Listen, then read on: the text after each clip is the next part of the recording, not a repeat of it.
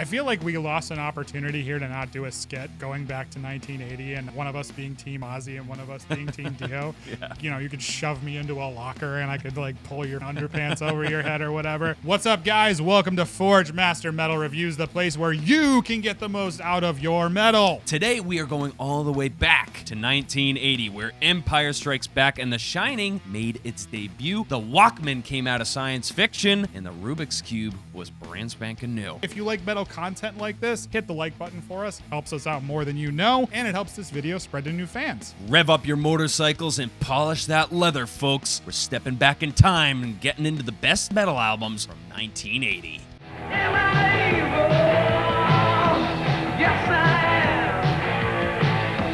Am I evil? Diamond Head, Lightning to the Nations. My first real exposure to Diamond Head was actually through Metallica's Garage Inc., where they did some really heavy covers of Diamond Head material. When I was a teenager, I checked out Diamond Head, and I remember being underwhelmed by the lack of crunch in the guitars. I was so accustomed to the roaring Marshall and Peavey distortion tones that I couldn't really appreciate the proto-metal band that were groups like Diamond Head. However, now, Lightning to the Nations, I recognize is a classic metal record in the sense that it blends the roots of metal from the early blues and R&B days with the DIY DGAF attitude that the punk rock scene was injecting into the rock and soon-to-be metal scene. The cool thing about this band is it's easily one of the best new wave of British heavy metal releases in that entire movement. You can hear all of those influences, like you said, on bands like Metallica, Megadeth, Exodus, Testament. All of that DNA is there, and I think a lot of people were like you and discovered Diamond Head through Metallica, which is kind of a cool full circle. The first 4 songs of this record are definitely the highlight, super ahead of its time. All those LA and Florida thrash bands would be pulling from the Diamond Head playbook as they fused the classic metal riffs with the ferocity of punk in more extreme underground bands that would be Slayer, Merciful Fate, and Possessed. You're an angel witch. You're an angel witch. Angel Witch, self-titled, there's just something about this band that separates them from the other new wave of British heavy metal bands. They feel more like you're playing D&D with your friends and it's fantasy epic aligned, where other bands went for more of that like tough guy, leather, motorcycle thing. Kevin Hayborn's guitar work on this debut album is freaking monstrous. Full of heavy riffs and emotional solos. Sure, the guy's vocals aren't technically savvy. You can hear him breaking up and stuff all over the record, but goddamn, his performance is fucking killer on this. Fantastic traditional songwriting, but massive catchy choruses and grandiose, amazing atmosphere. The whole vibe of the record has that classic, upbeat metal feel, all while carrying undercurrent vibes of evil and mysticism and witchcraft and the apocalypse, roaring solos, screeching vocals, driving drum grooves. It's all here. Over 40 years later, man, this album is still one of the best new wave of British heavy metal albums. One of the classics, still gets me going. Check it out if you haven't.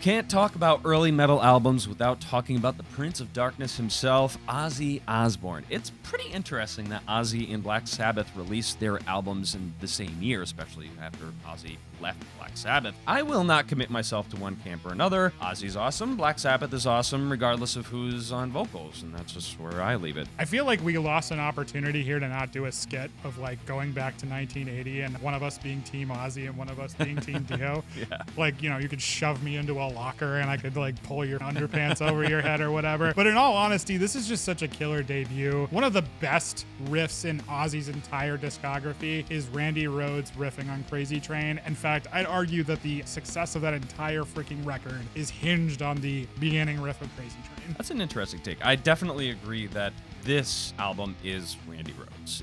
It's Randy Rhoads, hands down. Some of the songs on Blizzard of Oz are campy as fuck. I mean, I won't deny that, but you know what else? Like I said, we can't deny the power of the shred fest that is Randy Rhoads on this record. Obviously, no one knew the tragedy that was going to befall Randy, but goddamn, this record showcased the greatest guitar playing capabilities up to that point. Hands down, sorry Hendrix and Clapton and Vai and Malmsteen. 23 years old, what Randy Rhoads did on Blizzard of Oz is just monumental. Ozzy, you have to take a back seat on this one. Blizzard of Oz, it's all about Randy Rhoads. Blizzard of Randy Rhoads. And it's all and long and all heaven and hell. Black Sabbath's Heaven and Hell, my personal favorite era of the Black Sabbath days, is the Dio era. I don't give a fuck of what you think. And I think it's cool that we've got Black Sabbath on this list and also Ozzy. But to this day, Dehumanizer will always be my favorite Sabbath album. Fuck it, bite me. I don't give a shit. I wonder what the kids were saying back then, though. Are you Team Dio or are you Team Ozzy? There's so much fucking drama, I'm sure, between both bands, and I'm sure that actually played into a lot of the success between Ozzy Osbourne and the Dio era Black Sabbath days. I'm in love with the chemistry between Tony Iommi, Geezer Butler, and also Dio. It's just simply pure fucking magic. Sure, the band loses a bit of their doom edge on this album, and that's fine. We got a more melodic feel. Bill Ward's drumming isn't really anything special on this album, but who cares? You don't really need the drumming to seal the deal on this record. You got a killer trio. I just can't deny the longevity, the power, and the influence that Heaven and Hell had. Dio really took Black Sabbath to another level. If you didn't like the fact that they were getting away from the doomy, sludgy stuff, well, too bad. Black Sabbath will do whatever the hell they want. You just have to roll with it. If you put a gun to my head and made me pick Blizzard of Oz or Heaven and Hell, I think I'd take Heaven and Hell all day. This secret epic metal phase of Sabbath's career is totally addictive. Not a lot of people talk about it enough. This album kills. Check it out if you haven't.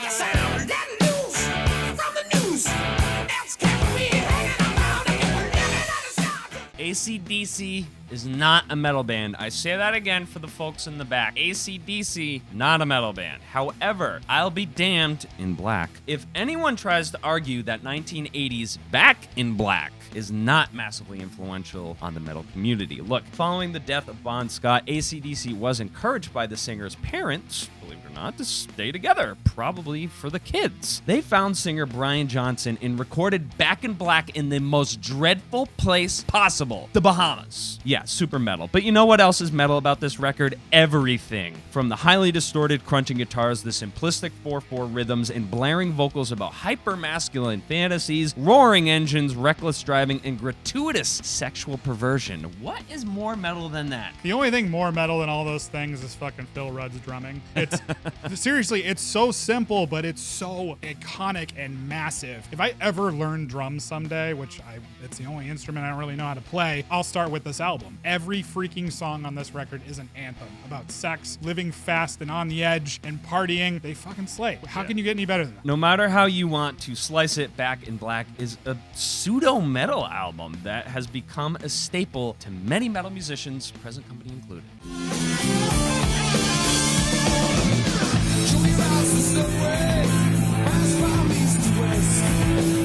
UFO, No Place to Run, another band that unfortunately didn't match the massive success of the influence that they left on the bands like Metallica and Megadeth. Not the best album in their discography, sure. It is damn great, and I'm more of a fan of the albums like Lights Out and Obsession, but these songs still fucking crush, man. There's so many bangers on here. There's a lot of catchy songs on this record. Phil Mogg's voice is just smooth and buttery and sounds great and amazing on these tunes. I still blast Money Money and This Fire Burns Tonight when I'm driving around in the summer. This really musically, the album feels like kind of a cousin to Back in Black. It's got the driving 4/4 rhythms, the fist pumping anthems. It's not the heaviest record on this list, but it's definitely super influential. Give it a spin if you haven't in a while. It's actually really fun to go back and listen to.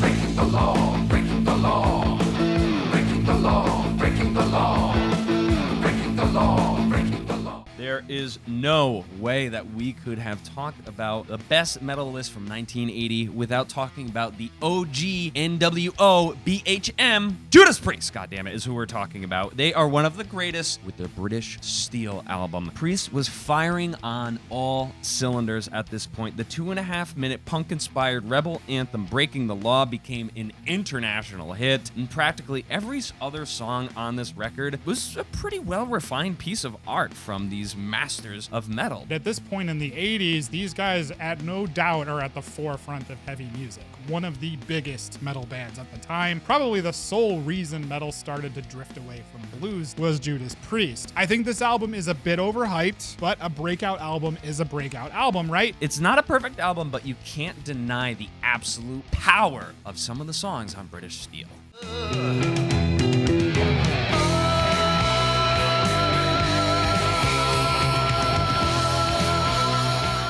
Iron Maiden, self-titled, an incredibly legendary debut metal album. To this day, Iron Maiden is still one of the most influential metal bands of all time. That new single fucking bangs, by the way. Phantom of the Opera is one of the best Maiden songs of all fucking time. So that alone makes the self-titled record highly respected. The performances on this album are mesmerizing, to say the least, on how tight they are. Some of the speedy riffs too, and Steve Harris's ability to just use his fingers and keep up with all of that stuff just completely blows my mind. Iron Maiden is the quintessential new wave of British heavy metal band. It's not their best record. It's monumental in the fact that it introduced the world to Iron Maiden. And fucking Eddie, man. He's on the cover. He's still haunting their album covers today.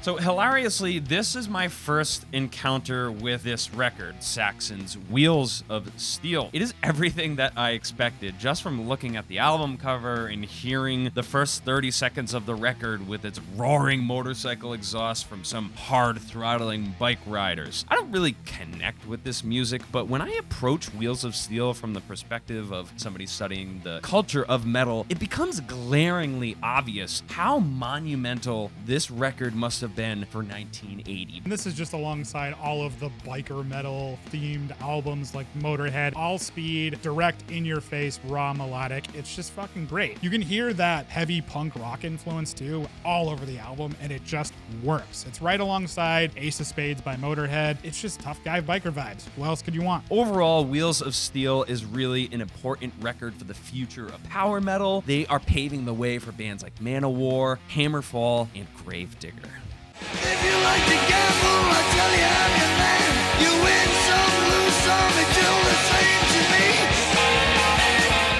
Motorhead, the Ace of Spades. You couldn't leave this one off the list. Full-on adrenaline-induced, speedy heavy metal fury, essential metalhead listening. Still one of the best drinking albums to listen to while you're hanging out with your buds. It's just a great party metal album. You can tell that this was the record where Motorhead found their sound. Nothing feels forced. It's all natural. It's just fucking jam-packed full of bangers. It has that real great grit to it with the violence of the speed, and you know, it's really insane for the time period. How thrashy, and it was as if a punk meth head started smoking crack and doing cocaine. It's just so, you know, like in your face, man. It's relentless, and you can even hear Bathory, Venom kind of stuff in there. It's just a fantastic metal album. Go back and listen to it if you haven't yet, and rest in peace, Lemmy. What classic metal albums from 1980 did you love? Let us know in the comments down below, and hit that like button for us. Helps us out more than you know, and subscribe if you're new. As always, go with the gods, our Forge Master brethren. Stay classic.